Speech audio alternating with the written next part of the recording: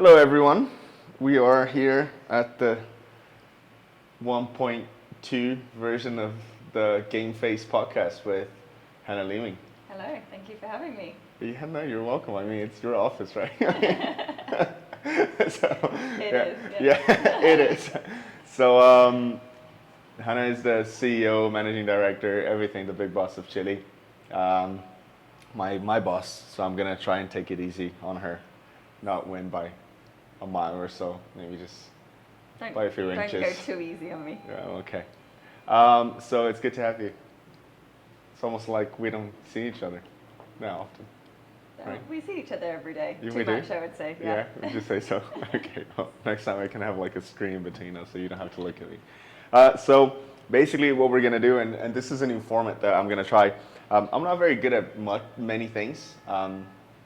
I wouldn't say I'm particularly good at playing video games as well, but it's one thing that I used to do a lot. So I'm gonna try and ask you some not such hard-hitting questions. And while we do so, we're gonna play this, and we're gonna see how you fare on the questions and how you fare playing them, playing the video game. Okay. I'm quietly confident because you are terrible at multitasking. So I think am actually. you can be put off by the questions. Yeah. So you might be talking to yourself for a while, Exactly. and then I think you're not going to listen to anything I say. As I know, you're very competitive as well. I am. So yeah, so try and not lose your cool. Okay. Okay. All right. Cool. We're gonna play Mario Kart, a game chosen by you, right? Yes. Okay. Cool. Would you say that you're a big Mario fan? I would say I haven't played it in the last 25 years. So you'd say that Mario 25 years ago was more famous than he is today? No. Well, he was pretty big in the 90s. Much like your favorite singer, Mario. He's not my favorite. Both Marios were famous back then, weren't they? Okay, well, remember, don't pick the motorcycle this way. I won't. And actually, although I love Donkey Kong, he did weigh me down last time, so... I don't think that they have weight metrics They do. in it. I think they do. Mechanics it's not in this game. streamlined. I'm All right, going to okay. go Yoshi. for Yoshi, yeah. Oh, well. Okay. Okay. Definitely not. Yes, that looks fun. Little quad bike. I wonder if the bike does actually change anything. It's very hard to drive, actually. Is it? Yeah. For you or like for anyone? Oh, what? Let's see. I'm gonna go Okay, with you ready? classic. I'm gonna go with this, and then I'm gonna go with. Okay, why not? All right, cool. Let's do this. So tell me, what do you do at Chili? I'm responsible for everything except sales at Chili. Oh, okay, well. What are you responsible for at Chili? For everything, well, just sales actually. Barely even. How'd you start Chili? I mean, we started Chili back in Panama nearly 5 years ago now. It'll be 5 years this year. 5 years already? Yeah, we've God. just done 4.5 That's years insane, right now. Just before the pandemic, huh? Yeah, it was 9 months before the pandemic. I think we opened in August. And why Panama? Strategically, Panama pays in US dollars. It's in the middle of our two main focused regions, Mexico and Panama, Mexico and Brazil. Mm-hmm.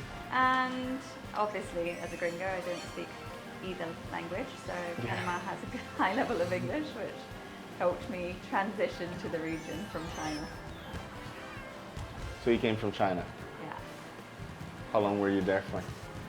So, Mind you, all questions that I know the answers to, but I know, it's we're very the weird audience that is answering. watching us now very closely. The millions of viewers right now. I'm sure that they'd like to know more. So I was in China for about 7 years. 7 years. Between Shanghai, Shenzhen, Sanya. Happy Chinese New Year, by the way, Thank to you. everyone watching as well. Thank you so much for tuning in. And we appreciate you all the way up from China. I know there are a lot of Chinese viewers right now. Ni hao. Ni That's hao. it. That's it. So go, yeah. 新年快乐. Yeah, and so when we transitioned to Latin America, like I backpacked around Latin America as a uni student, but I didn't really know what working here would be like. Yeah. And that's why we chose Panama to start with. And what kind of clients do you, what kind of clients did you work with? We've been working with clients from all over, international, but in Panama we're working originally with... Tachi? Can you give us a hand? Sorry, someone just arrived here. We usually choose these days. Valeu, obrigado, Riz. We usually choose days that people are not working from the office, right? Because people work from the office on a hybrid model. So 3 days a week from the office, That 2 was days. a transition. Huh? That was a transition. Yeah, no, sorry. I was just explaining because we've been.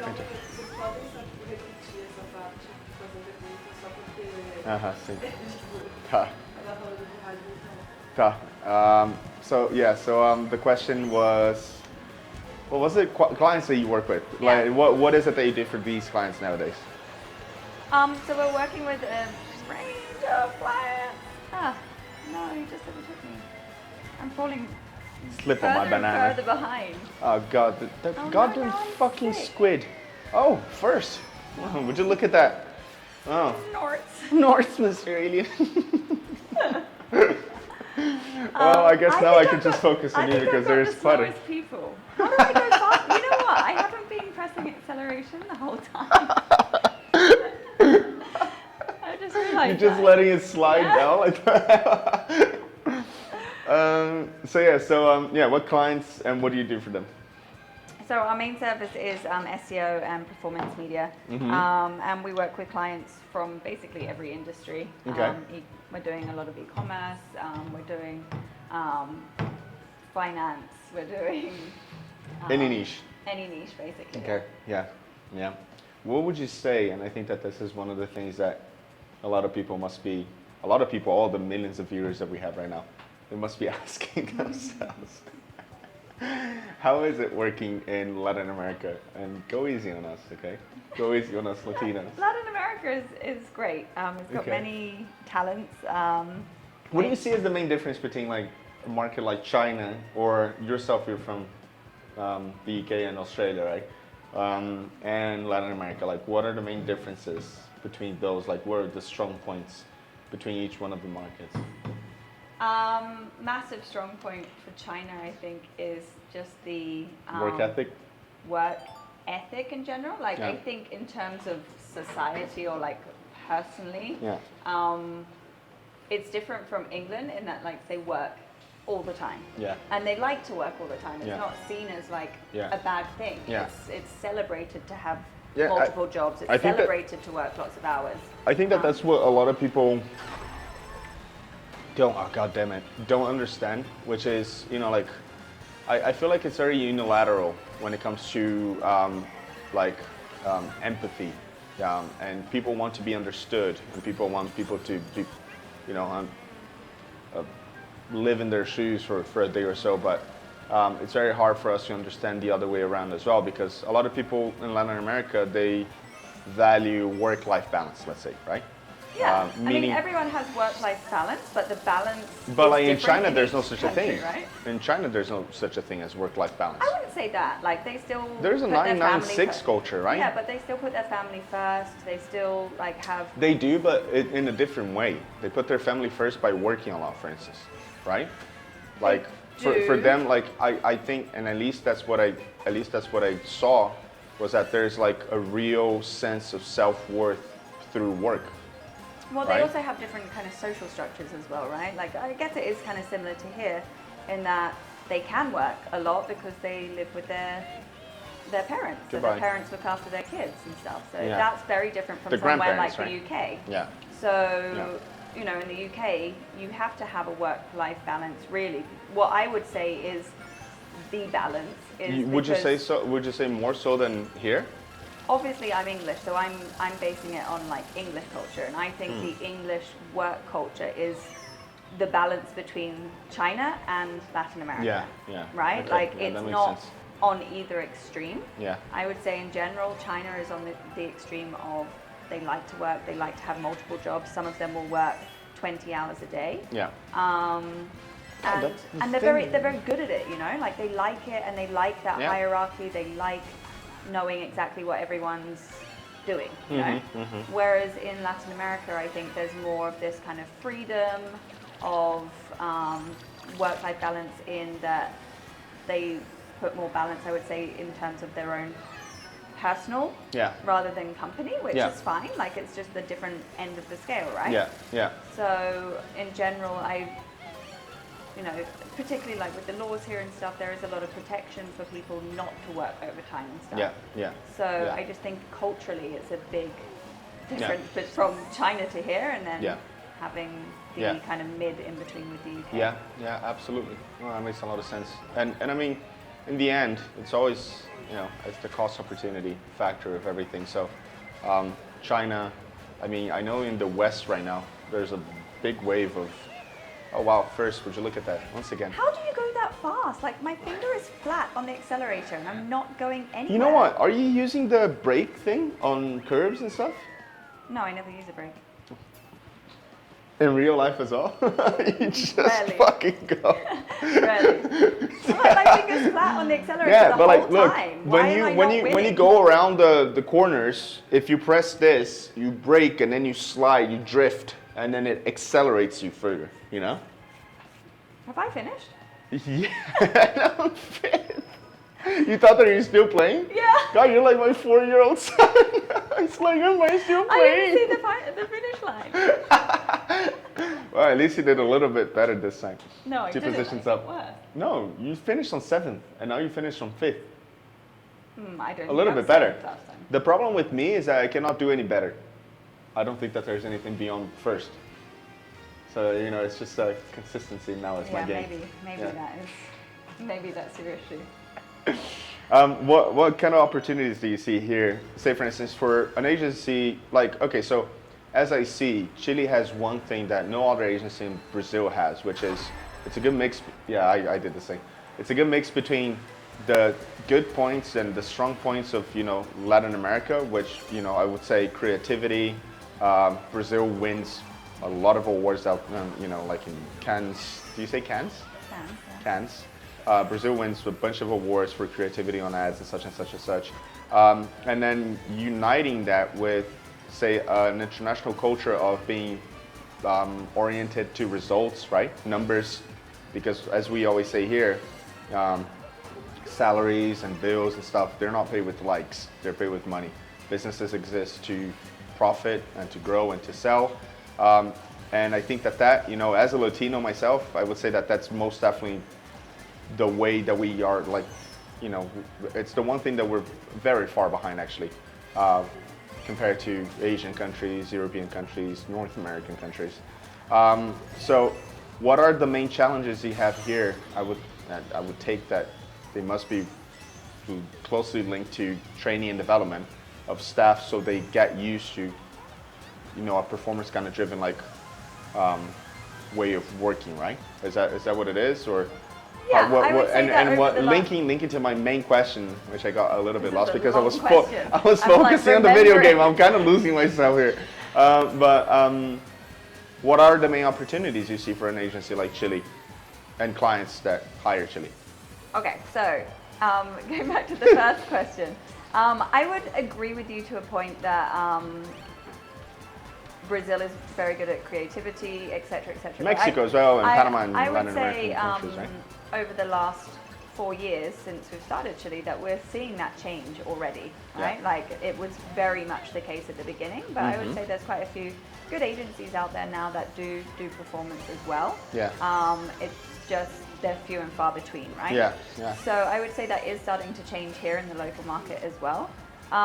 Generally, when we look at opportunities, I think Chile has a lot of opportunities to grow, obviously. Are you talking about more in terms of the region or Chile specifically? No, I mean like more like how is it? Why Chile? Why not another agency here? You know, like, and how does the So- international factor in, you know, competitive advantage for whoever hires Chile, for instance? You know, Okay, how so- do you think that your upbringing and your mentality from outside, much as like because you have more international staff here as well, right? You have people from Yeah, Russia, you have people from we have a Argentina. very multicultural team, and I Yeah. think that's always important wherever you are in Exactly, the world, so- to be able to learn from other people's cultures Yeah. and to be able to harness what is the best of each to Yeah. create a killer team, right? Yeah. So we have the kind of the European mindset. We've got the Russian, you've got me, you've got the kind of let's do things Yeah. by the book, let's have things organized, let's have like these kind of processes and everything like that in place so that we're able to deliver the quality over and over again. And timelines, which, you know, Yeah. the Yeah. Latin market in general is not very good as with good that. as. No. So using those benefits from that kind of organizational point of view, but then using the benefits of having an international team as well, right? So we've got Argentinians on the team, we've got, you know, native speakers and people from all over Latin America to give that geolocalized presence Yeah. for all of the campaigns. So Yeah. for a company coming to us that is maybe coming from the US, or even if they're Brazilian and wanting to go anywhere else in LATAM as well, like we're able to meet those demands, we're able to service them with that basically localized knowledge, right? Yeah. So an Yeah. American would have a native English speaker. Yeah. You know, someone that's running a campaign in Colombia would have a Colombian, would have Yeah. an Argentinian, would have an Ecuadorian. Yeah. You know, we have all of that Yeah. in the team. So Yeah. using that local knowledge and using all of those combined experiences Yeah. are able to, in my view, separate us from. And you know, that's a really good point, because we've come to see that there are a lot of agencies that claim to be like the best or the largest Latin American agency, but they're generally just focused on their own, say, like language, for instance, Spanish or Portuguese. And even though they're very similar languages, they're not the same thing. And is that? Are we going? Yeah, we're running. I think Eyes that's on the some prize. cheating here. Eyes on the prize. One thing that I do believe that, you know, a lot of companies can explore, and even I feel like a lot of agencies, say in Brazil or Mexico, they seem to be almost afraid of breaking, you know, through borders. They, for some reason, and I know it's not easy, we've gone through it, it's anything but easy, having, you know, local, specialized, performance-driven teams. But I feel like a lot of companies are missing out on the opportunity of working 660 with the market that is literally 660 million people that speak two languages. They're very similar languages, just because it's incredibly hard to find teams that can communicate, much like Chile, for instance. A majority of people here are bilingual, right? Yeah, all of Portuguese all of them. and English, and Spanish and English. So English is the common point. Then there's another thing as well that we've come to see, and I'd love your opinion on it, that an agency is only as good as the processes, methodologies, and systems that they have in place. A vast majority of agencies in Brazil and Latin America lack that maturity, lack the one thing that brings them together. Yeah, right? and I think that's where we are different from some of the other agencies, is because we do very much believe in having the team working from the office, right? Like there's a lot of agencies in the region that work with a lot of freelancers or work with a lot of Because they want to cut corners, right? or remote businesses, right? Like, Yeah. and that remote can be done. Like, I'm not saying that remote isn't possible. Yeah. But it's extremely difficult to manage quality and extremely Yeah. difficult to And- train and to live and breathe the same Yeah. methodologies rather than Yeah. just working as individuals. Yeah, So and if I you're think- working remote, I think that also there's the factor again that your processes and systems and whatever it is that you have in place are then going to play an even bigger part in the client's success, for instance, right? And if you don't have that, like for instance, if there's anyone watching now that has agencies working for them and they feel like their agency is lost, unprepared, that, you know, the agency's generally and almost always misses on deadlines and stuff like that, then imagine that agency just working remotely, cutting corners, like you said, for instance, hiring people. They're, you know, nothing against junior people, for instance, but junior people need proper guidance, they need proper development, they need proper tools, right? Otherwise, again, they're learning as they go with the client's money, for instance. And you feel that. I have hired and fired a lot of agencies in the past when I used to work with marketing here in Brazil. And it's generally the same points. So I'm first place, by the way. in case you haven't seen it. I saw that you consistently reach. You know what I'm really good at? What are you Maybe really good at? next time we should do that. Yeah. It's Tomb Raider. Tomb Raider. I used to love it. Tomb Raider was the best. You know how we say Tomb Raider in Brazil? Or at least that's how I used to say it. Like grave robber? No. What? Don't be hide. Oh, what? Yeah. Wow, you sit with 7th. Yeah. Oh man. I don't think my acceleration works. I'm going to be honest with you. There we go. Well, great. Good job. 7th, huh? Wow, look at you. You lost to the villager. You lost I to don't the even guy know literally who that called is. Villager. I don't even know who that is. I don't know as well. Is that It's a just character? I don't know. I think it's literally just a random. I think it's extra. from, no, Villager is from, qual o nome daquele jogo? Oh look, Donkey Kong's aerodynamics didn't slow him down. Yeah, you see, and Bowser as well. Bowser is big. Peach, that you lost last time as well. You blamed her for being a princess. There you go. See? Yeah. So when you look for people and you hire people, what is it that you look in them, or what is it that you're looking at mostly, mainly? I think there's 2 things I look for. I Yeah. think it's very important to find someone that is passionate about what they do. Mm-hmm. If they don't It see- sucks if you go to work every day and you hate what you do. And honestly, I really don't like working with people that don't like what they do. Yeah. Unless you're like, Yeah. it can bring a whole team down. Yeah, it can. Yeah, easily. If someone just doesn't care. and doesn't love what they Yeah. do, then Yeah. it can have a massive effect on Yeah. everyone that they work with. Yeah. So someone has to be passionate about what they do, and even Yeah. if it's something like, I'm passionate about delivering great content, like Yeah. that matters. Yeah. Like I'm passionate about backlinks. Yeah. Great. Yeah. Be passionate about it. Yeah. Or even if you're not, because it's very hard for you to find something that you're going to enjoy doing 100% of the time, right? Even like, say for instance, you yourself. I know that you are not really into, say, like spreadsheets and stuff like that. No. But you are inevitably have to do it. You Yeah. will inevitably have to do it because it's your job. Yeah. And, there's going to be about 50% of things that you like doing, 50% you don't. But And I literally work 90% of the time on spreadsheets. exactly. So like, if you you don't necessarily have. Okay, so I like backlink building, but what I like about backlink building is that I can generate quality content published in reputable sources that is going to generate traffic and sales for my client.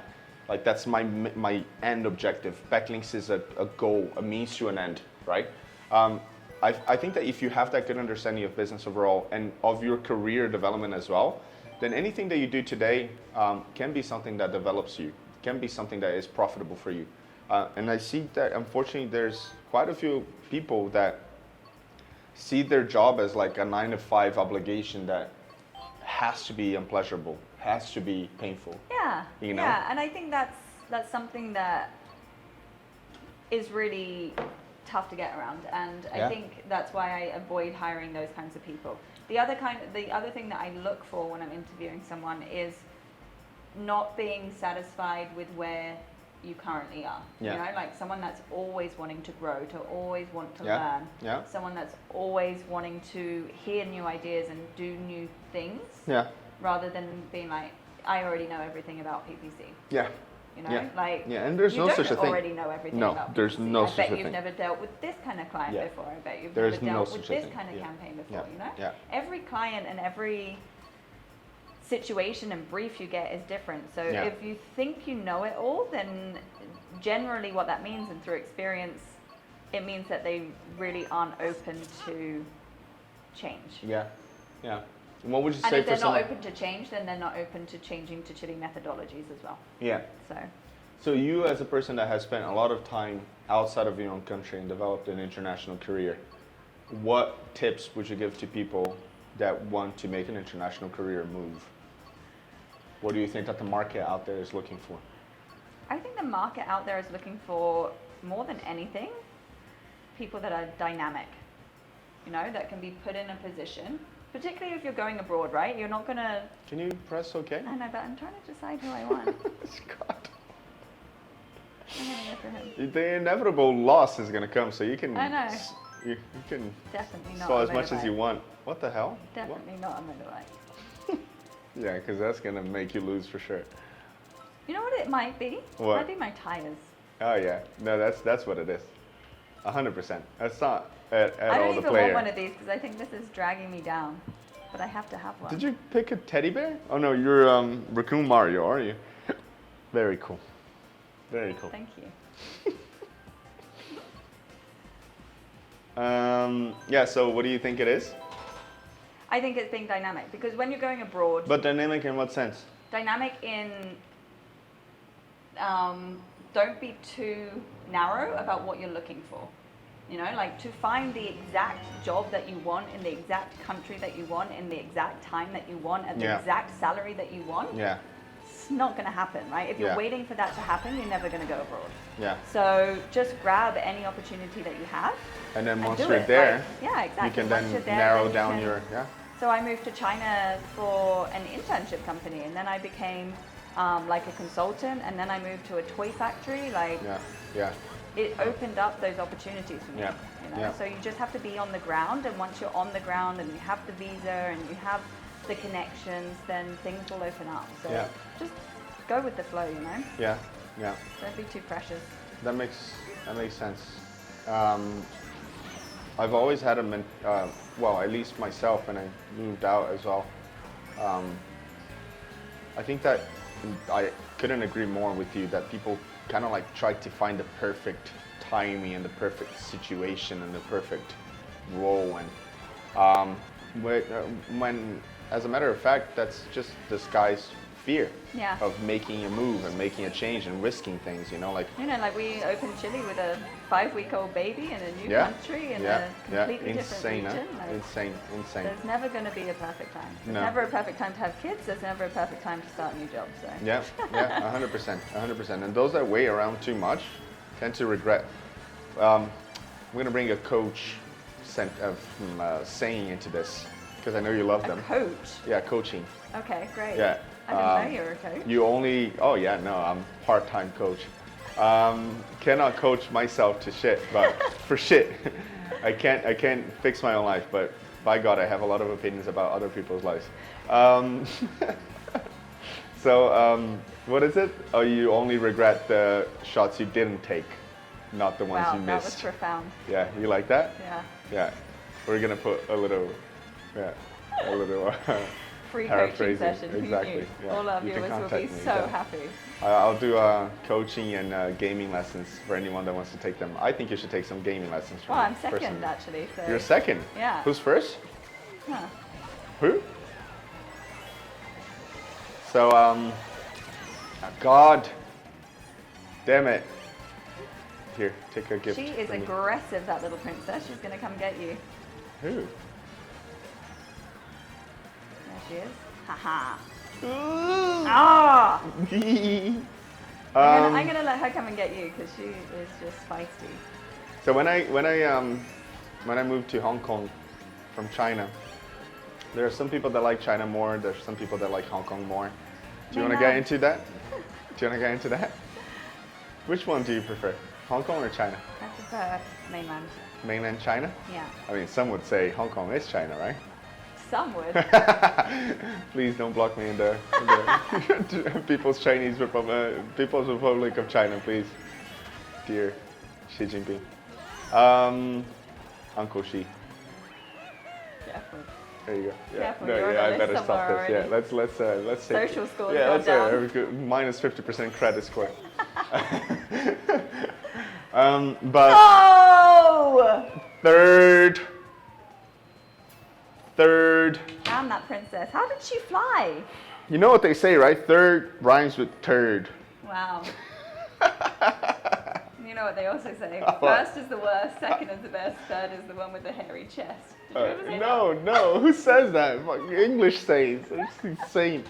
But when I moved to Hong Kong, I had to move to Hong Kong without a job. And back then, I had a girlfriend that no, that was after. That was after. I had to impress someone. And I even did the change without much to hold on to. And it worked. Yeah, got to take the risk. Life decisions that have paid off. My girlfriend then, now wife, would probably disagree with that, but for me it did pay off. Oh, I think it did pay off, of course. It did? Got you to Latin America, got you an agency. Yeah, that's true. That's true. Well, Am then I here I going to am. ask you questions? No. Well, do you want to ask me a question? Feel free to do so. Why have you decided on this format for a podcast? I've always thought that podcasts I are... forgot to put my finger on the accelerator again. God, I have to get better guests for this, otherwise... I hope no one's watching for like gaming Yeah. entertainment. Am I lost? I don't know if I'm even on track. Oh, I'm first. You're first? Oh, no, you very were. cute. So I've decided on this because, okay, so I have an incredibly short attention span. I don't think our viewers would have noticed. I have a very short attention span. And I like podcasts, but I generally don't listen to the whole thing. And I've always thought that especially these business podcasts, are very boring to listen to. You kind of like either like this. I like visual stuff as well. So I know that there are a lot of people out there that are like me. And one thing that I've always wondered is, have you ever seen that? You have, because you've seen it with me, but I'm asking because the viewers don't know. But you've seen that Hot Ones? Yeah. Yeah. Love it. You like it, right? Yeah. It's a cool format, isn't it? I would actually prefer to be doing that right now. I wouldn't. that you definitely do a lot win that better than one. I would. Yeah, so yeah, no, I have to pick I my would strength. way rather have a nice spicy hot bowl of chicken wings. We And can instead try. I'm playing. We can try that. You know what? Next time we can order some like spicy chicken wings and then eat and then play with greasy Sticky ass hands. fingers. Wonderful. Yeah. But How yeah, am I but fourth? This is ridiculous. were you first back then? Yeah. And now you're fourth. What am I doing? Man, you're going downhill so quickly, huh? Everyone is trying to kill me. Quick reminder for you to press accelerate button so you don't forget. Does it like? The damn fucking squid. Honestly, who's? I've never got that. Why do I only get the I hit poison? the tram. God, it's kind of. I'm sick. This is stupid. I hate this game. So yeah, so that's why. Did I answer your question? You're not even paying attention anymore, are you? I'm You're thinking into your about- competitive mode. No, I'm thinking about those chicken wings. Do you want to go for chicken wings Yeah, after I do. this? Okay, cool, awesome. But yeah, what do you think? What do you think of the format? Do you like I it? like it. I You like it. But I really think that you need someone who's better at computer games. I agree with you. Maybe I'll get my our 4-year-old son to come here next time. He's good. He's good. He's very competitive. Yeah. But no, he wouldn't enjoy it. He wouldn't want to talk. He's just like you, isn't he? Now we're getting to the family matter. It's not getting very business oriented. But when it comes to your team and the execution of these campaigns, what is, if you have to name the most common mistake you see companies doing here when it comes to digital marketing, what would you say it is?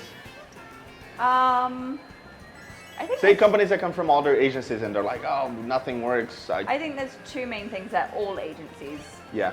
have to deal with, and it's not Yeah. that I think other agencies are doing I asked a for bad one, job, but if you want to but give two, there's then. two. I think in general, like there's a lot of education that goes into clients. It Yeah. depends on the size A of the lot, client, a but lot, there's a lot a of lot. education that goes into that. Yeah. So, you know, clients that think you're going to spend $100 and make $1 million, like it's just unrealistic. Yeah, And it is. doesn't matter what agency you go to, Yeah. you're never going to get that. So, Yeah, yeah. And you know why? In my humble opinion, Latin America has always been very focused on traditional marketing, TV, radio, magazine, and I don't think that a lot of companies here and audiences here, they have such a gap because Brazilians, for instance, and Latin Americans are naturally early adopters. Any technology that launches here, say like TikTok, for instance, like just explodes here. Like WhatsApp Pay was the first country that they chose was Brazil. But companies here are very prehistoric. They're very afraid of making the move. The US has, 10 years ago, has made the move. God, sorry. Wow, unprofessional, huh? The US has made the move like 10 years ago and started investing more in digital because they have understood, companies there have understood that people's attention is no longer on TV, it's on digital. But companies here still don't understand that. And a lot of these companies still believe that marketing is a creative discipline as opposed to a data-driven discipline now, with the cell phone and the internet and, platforms like Meta and Google that know more about us than we know about ourselves. So there's this huge gap with like attention where people are spending 6-8 hours a day in Latin America on the internet, and companies that are still insisting on investing like on TV, for instance, that no one's watching. People are watching Netflix. So people are not, ordering taxis, they're ordering Ubers. People are not watching whatever it is that is on TV, they're watching YouTube, they're watching TikTok.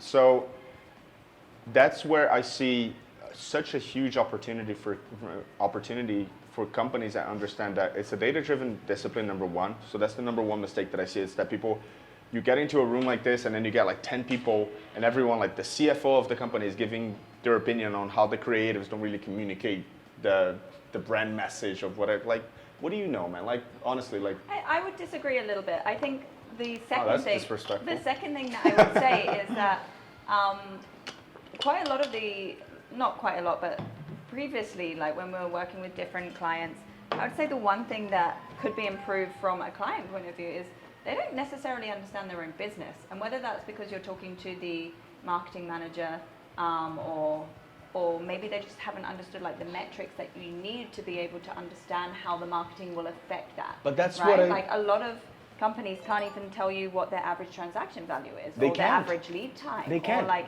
these very simple metrics. But that's exactly, if you don't have those metrics, no agency will be able to help you. But that's the thing, because when you say, for instance, marketing, at least here, we believe that marketing is a pillar of sales, right? And deep down, truly, everyone knows that. Because when it comes to investment, and as you're saying, companies will invest into social media marketing. Bye, I'm already ahead of you. You what is it? You snooze, you lose. There you go, yeah. So a lot of companies will, like let's say, as you were saying, they invest $100 and they expect $1 million in return. Because they see digital as this like magic pill, Like, we're gonna invest in Facebook, and because we have such good visibility of the metrics on Facebook or Google or whatever it is, a visibility that we do not have on TV, radio, or whatever it is, other like outdoor, offline marketing, like events, whatever it is.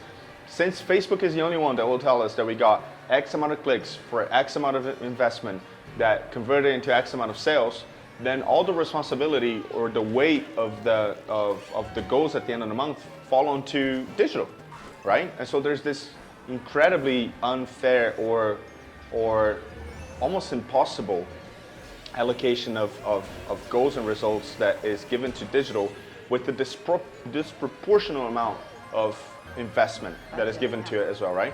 So like TV, like you and I have done TV commercials, right? We know how much. Love a good TV commercial. Uh-huh. Love a good TV commercial. Yeah. You and I know how much it costs to have a 30-second, 15-second TV, right? Like commercial on any network, right? And it costs, effort to put it together. And the effort to put it together, the time to put it together, right? Like you have no margin for error. But then it comes, like at the end of the day, you're not as demanding of that commercial, because a lot of people see the commercial in itself as the end result, not what it brings in sales, for instance, which is not the case for digital, right? And so I think that, again, going back to the original point, main mistake is, number one, not having realistic, aligned metrics and results that are expected in terms of the investment being given. And that's the magic, again, of digital.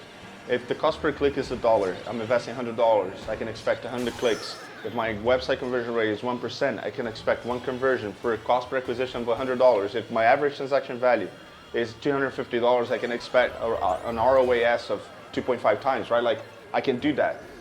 Show me how to do that with TV, for instance. You're gonna have to do a correlation between flight time and sales and such and such and such. And so again, and then last but not least, in my opinion, I know I've asked you this and I filled in, because I'm trying to my questions for me. Yeah, but I think that the second thing is, and I agree with you 100%, is the educational side of it, right? I think there's a huge amount of education to also think about long-term strategy, because often when you're having conversations with clients, it's about, okay, what do we get this month, you know? And you should always be looking forward, always be thinking about, you know, what is my plan for the year, and then what is my plan for the quarter. And it's the great thing about digital is you can be dynamic and you can change quickly if you need to. But that's no reason not to have the plan in place, thinking about the broader scope of things.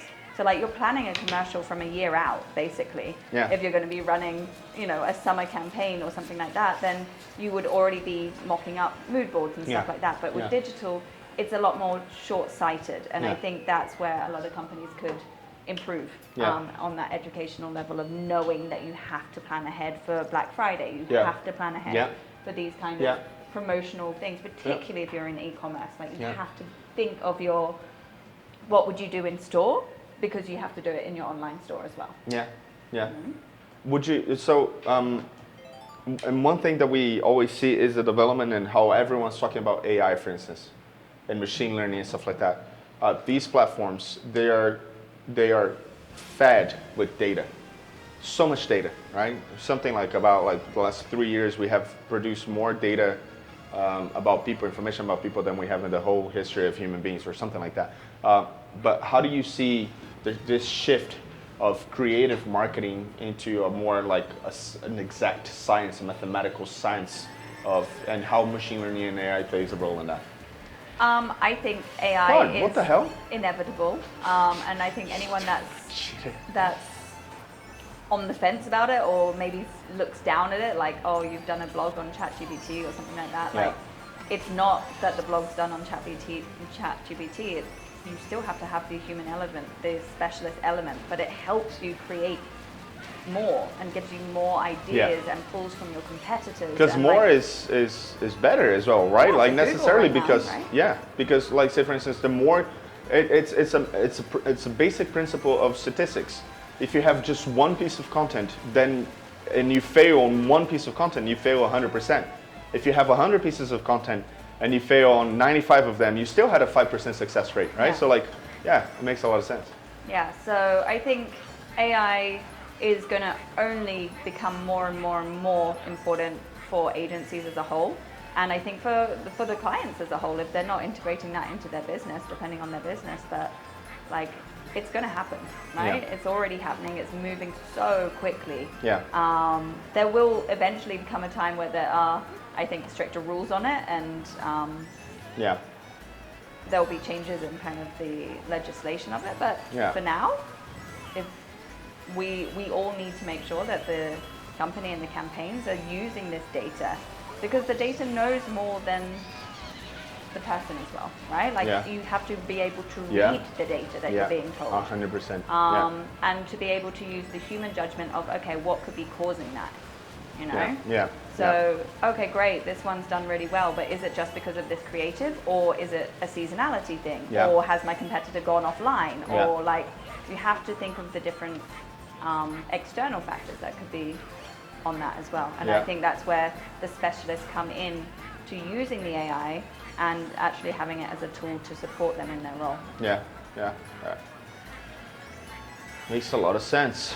Also, I'm first. Here, take a little gift from me. You're so far behind that my bomb didn't even reach you. I am second now, though. What is this ghost dude now? I just don't know how you go so fast. What am I meant to do I'm telling you. I'm not even hiding it from you. Look, I'm sliding right now. So when I slide, I accelerate. Am I meant to be able to... Ah! I fell off the bridge.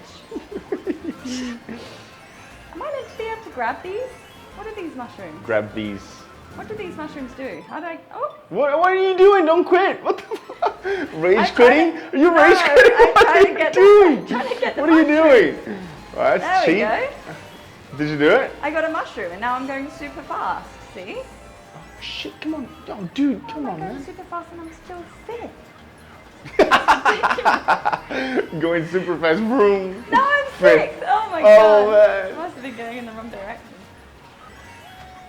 So, overall, all in all, summarizing everything, say, if you had to unite 2 points when it comes to, oh, I just finished first again. I have won every single game. It's going to take me a while to get I have there, won so every single game. Give me another question.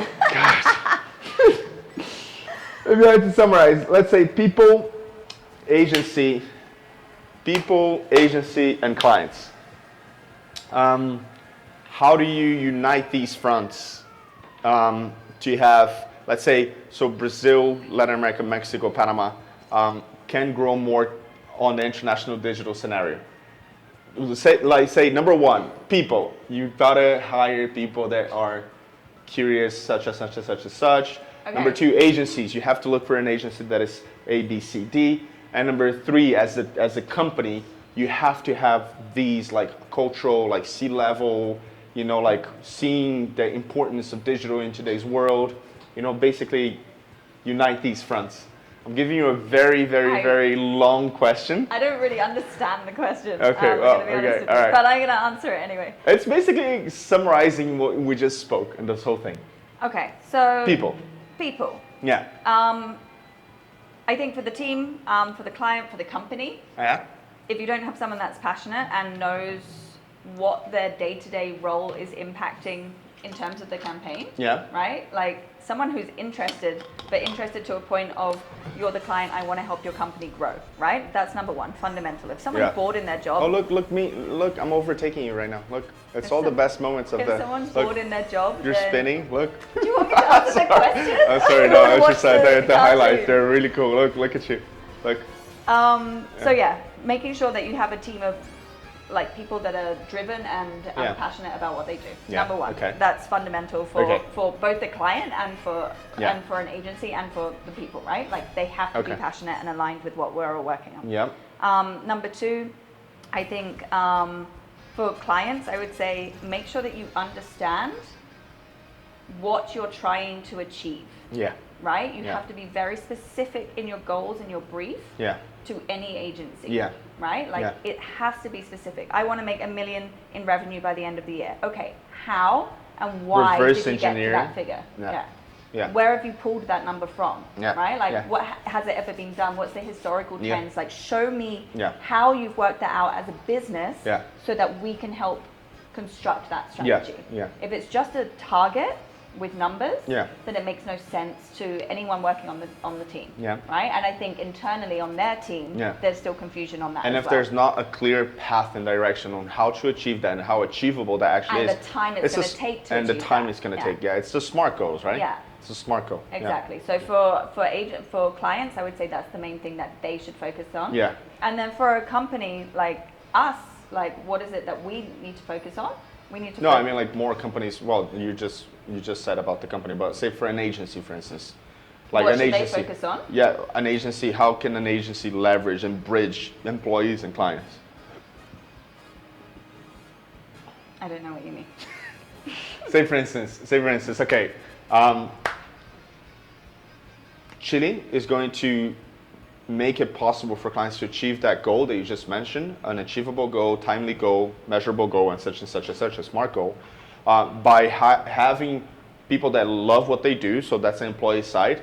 And the Chili side is the systems that we have in place, that we are battle tested, we have a solid track record of success. We know there's a certain like recipe that we follow, and through systems that we then make every employee work together under the same flag, not as individual, you know, like freelancers and such. How do you think that it is that for a client and for an employee as well, how can they choose the best agency for them to leverage their knowledge and for the client to leverage their results? I think the main thing is transparency, you know, like showing the client, this is how we work, this is our methodology, this is how we can achieve your goals. Yeah.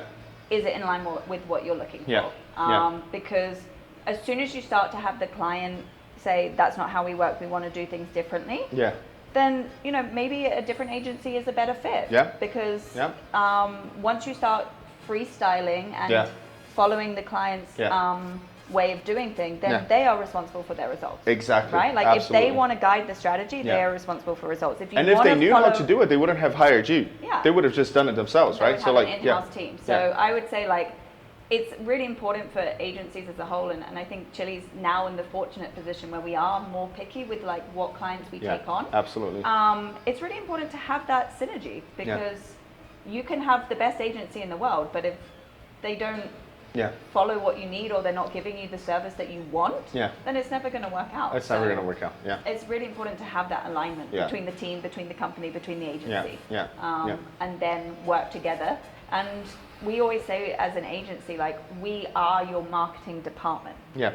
So we don't want to give you more headaches. We don't want to give you more work. Yeah. But it is an extension of your company as such. So it's not never speak to us again and just get on with getting the results. Like, you have to be involved in, you know, what promotions are coming up, or what's changing in your company, or what's happened with your sales team, and those feedback loops are super important for us.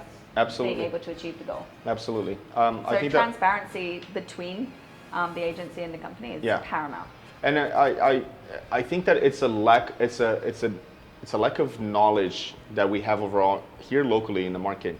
Of, say for instance, and you said it incredibly well, that, you know, there are clients that come to you with $100 and they want $1 million in sales. It's the lack of knowledge of how to explain to the client in numbers, in the basic principles of the mathematics behind it, that target is unachievable. And so there are a lot of agencies that take on this responsibility just because they want the client. They fail on meeting, of course, those targets that were never going to be met, because it just breaks every rule of cost per click, you know, like conversion rate and such and such and such. Mathematically, it's unachievable.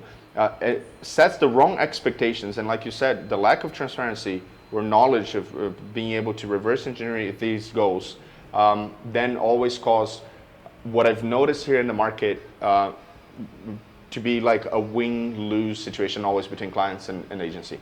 The agency is trying to exploit the client as much as they can and hold on to them for 2-3 months, knowing them well that the client's going to cancel. But the client is changing agencies as if it was like a t-shirt. Like, every day there's a new agency, every day there's a new marketing manager, because there's that expectation of, like, again, a magic pill that you're going to invest today $100 on Google and tomorrow you're going to have 100 leads, when human beings are more complex than that.